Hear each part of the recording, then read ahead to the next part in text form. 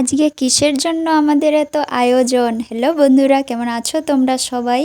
এত কিছু আয়োজন দেখে তোমরা নিশ্চয়ই ভাবছো আমাদের বাড়িতে কোনো আত্মীয় আসে, কিন্তু ব্যাপারটা এরকম না। আসলে পরশুদিন আমার একটা বড়াব্বা মারা গেছে। আজকে তাদের বাড়িতেই খাবার দেওয়া হবে, তার জন্যই সকাল সকাল লেগে পড়েছি সবজি টবজি কাটাকাটিতে। আসলে আমি বাড়ির কাজ তেমন একটা করি না, কিন্তু আজকে যেহেতু মায়ের উপরে খুব একটা চাপ রয়েছে, অনেকজনের রান্না করতে হবে, তার জন্য মায়ের হেল্প করছি।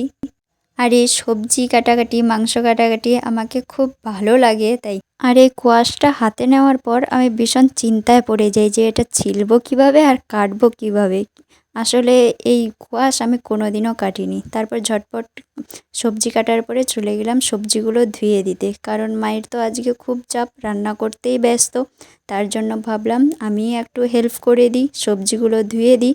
আর এই রকম বড় গামলায় বেশি করে জল নিয়ে ধুলে একবারেই ধোয়া কমপ্লিট হয়ে যায়, আর বারবার ধুতে হয় না। আর বাড়ির এই ছোটো মোটো কাজগুলো করতে বেশ একটু ভালোই লাগে, আনন্দ লাগে, ফুর্তি লাগে।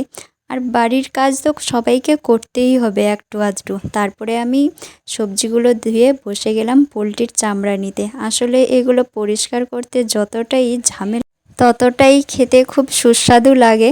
কিন্তু সবাই এই পোলট্রি চামড়া খেতে পছন্দ করে না, এগুলো বাছতে খুব ঝামেলা হয়, কি কাউকে একটু খারাপ লাগে, কিন্তু আমাকে তো বেশ ভালোই লাগে। তোমাদের কেমন লাগে?